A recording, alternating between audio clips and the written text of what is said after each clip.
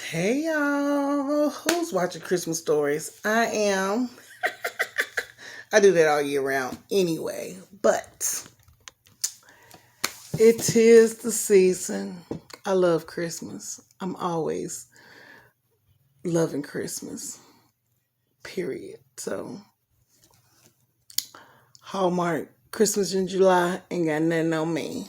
All right, but anywho, my name is Tamika Collins, and this here is my YouTube page. And on this episode, we are reading Genesis to Revelations, and we are in Leviticus. We are in the 5th chapter. We're gonna probably do 5 and 6. Let's see how.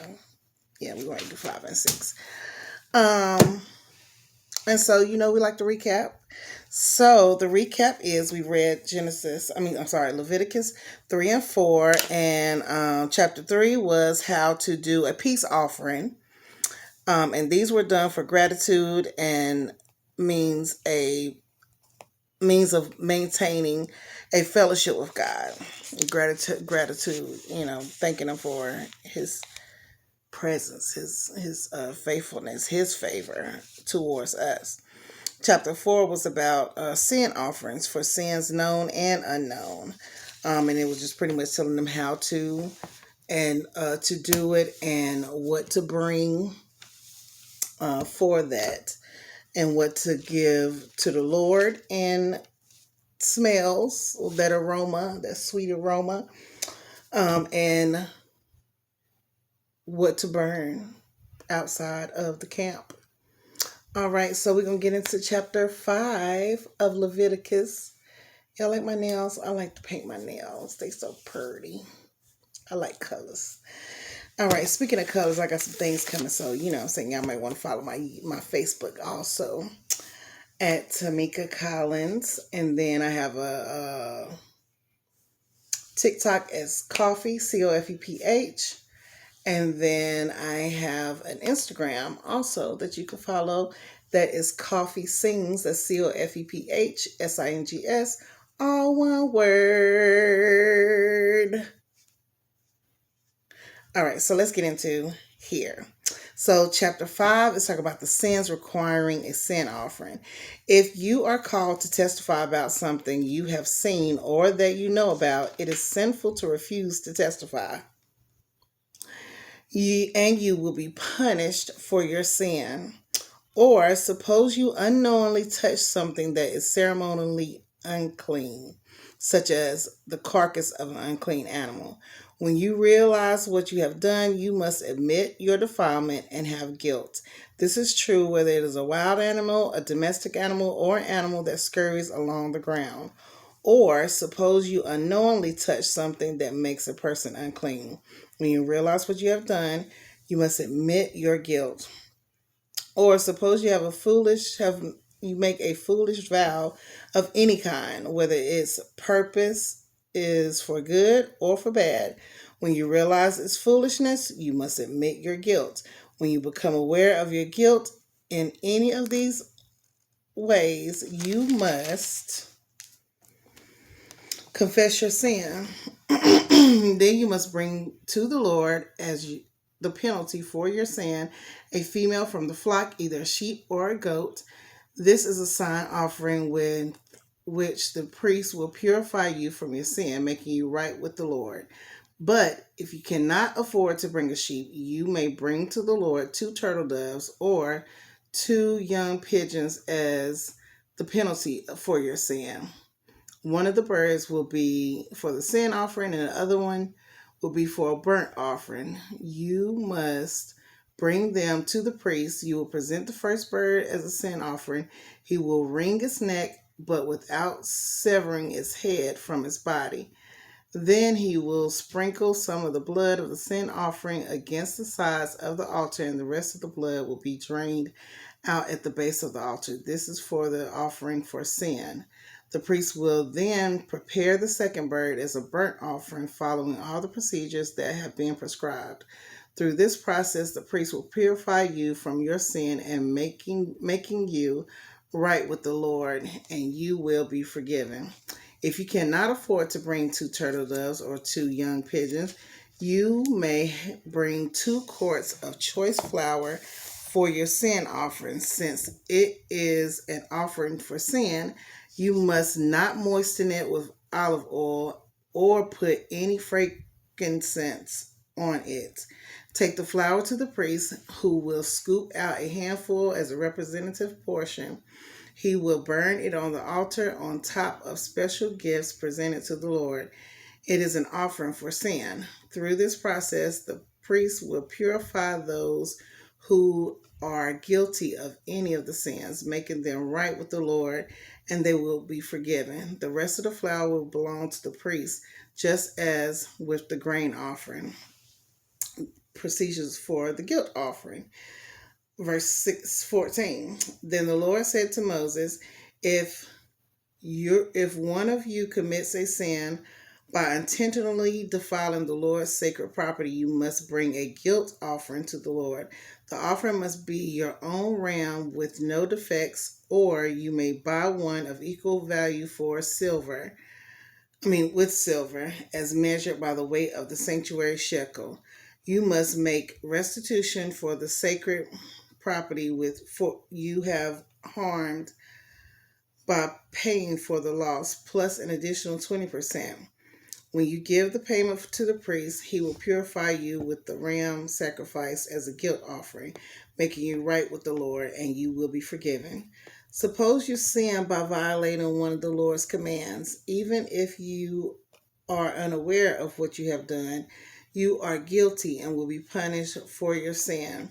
For a guilt offering, you must bring to the priest your ram with no defects, or you may buy one of equal value. Through this process, the priest will purify you from your unintentional sin, making you right with the Lord, and you will be forgiven.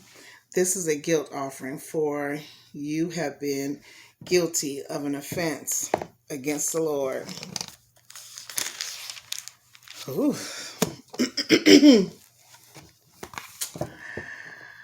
I can see how people distort this word sometimes. That's something else right there. Then we in chapter 6. Sins requiring a guilt offering. Let's see what requires a guilt offering back then. Then the Lord said to Moses, suppose one of you sins against your associate and is unfaithful to the Lord.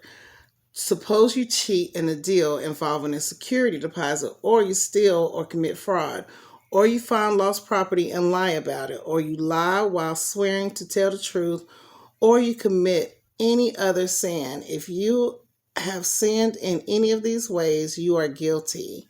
You must give back whatever you stole or the money you took by extortion, or the security deposit, or the lost property you found, or anything obtained by swearing falsely. You must make restitution for paying the full price plus an additional 20% to the person you have harmed. On the same day, you must present a guilt offering. As a guilt offering to the Lord, you must bring to the priest your own ram with no defects, or you may buy one of equal value.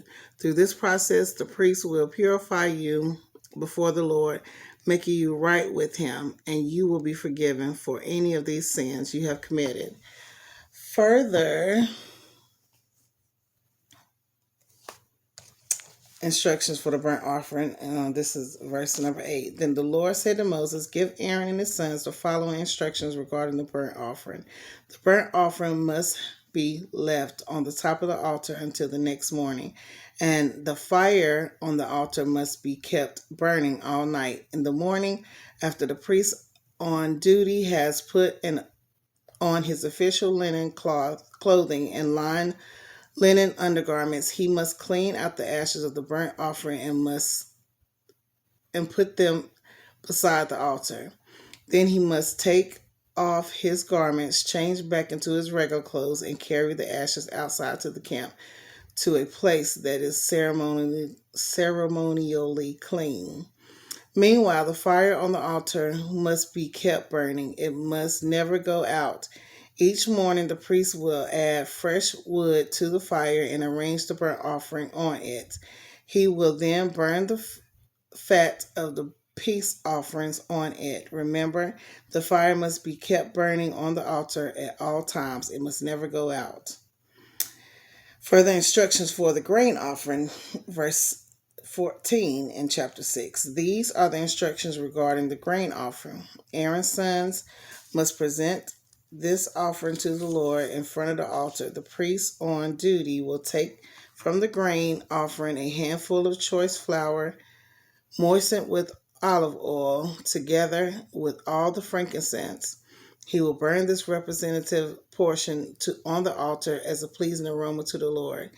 Aaron and his sons may eat the rest of the flour, but it must be baked without yeast and eaten in a sacred place within the courtyard of the tabernacle. Remember, it must never be prepared with yeast. I have given it to the priests as they share the special gifts presented to me. Like the sin offering and the guilt offering, it is most holy. Any of Aaron's male descendants may eat from the special gifts presented to the Lord. This is their permanent right from generation to generation. Anyone or anything that touches these offerings will become holy. Then the Lord said to Moses, this is the procedures for the ordination offering. Then the Lord said to Moses, on the day Aaron and his sons are anointed, they must present to the Lord the standard grain offering of 2 quarts of choice flour, half to be offered in the morning and half to be offered in the evening. It must be carefully mixed with olive oil and cooked on a griddle.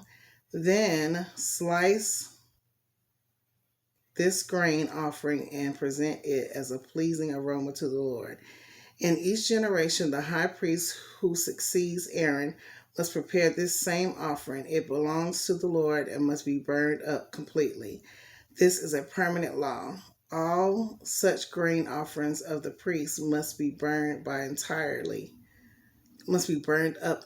entirely. None of it may be eaten. Further instructions for the sin offering. This is verse 24 in chapter 6. Then the Lord said to Moses, give Aaron and his sons the following instructions regarding the sin offering. The animal given as an offering for sin is for a most holy offering, and it must be slaughtered in the Lord's presence at the place where the burnt offerings are slaughtered. The priest who offers the sacrifice as a sin offering must eat his portion in a sacred place within the courtyard of the tabernacle. Anyone or anything that touches the sacrificial meat will become holy. If any of the sacrificial blood splatters on a person's clothing, the soiled garment must be washed in a sacred place. If a clay pot is used to boil sacrificial meat, it must be then broken. If a bronze pot is used, it must be scoured and thoroughly rinsed with water. Any male from a priest's family may eat from this offering. It is most holy. But the offering for sin may not be eaten if its blood was brought into the tabernacle as an offering for purification in the holy place. It must be completely burned with fire. We're doing a lot of offerings here. So we're getting into all of this sacrificing. Lord, speaking of sacrifice, I appreciate your sacrifice. I do. Excuse me. I need a nap, y'all. But Lord, I do appreciate your sacrifice. And let our praise, our worship, our dedicating of ourselves and things that we do be holy and acceptable in your sight. I pray for everyone and that we all continue to walk in his way, continue to learn about him, to continue to, put him first and do our due diligence, do our part. I had a cousin the other day that had put up something in the effect of, if we're not doing our part, then people are not being healed, not set free, not delivered. And that's pretty much what it was saying. Like, we need to be doing our part, and if we're not doing our part, then somebody's suffering because we're not doing our part. We're not giving that testimony, or we're not giving that prayer, what I'm saying? Even just the prayer, even just the open communication, being able to be there for people and things like that, it's a blessing. It is a blessing to be accountable, to be that person that people can come to and say, hey, what I'm saying, I can put my thoughts towards you, or can I give communication towards you, and you be trustworthy with their words, with their feelings, with their heart, because people don't do that. They don't care, and that's a very sad thing. But be somebody's light, be somebody's safe haven, be somebody's cave, be somebody's, covering, because God is your covering. So you can give and add to their benefit even more, because of your foundation. You can you're building on the foundation of the Lord, and you can help them build on the foundation of the Lord also. So, hope you have a great rest of the day, evening, morning, whatever time you're watching me. And I'll definitely be back. Thank you so much.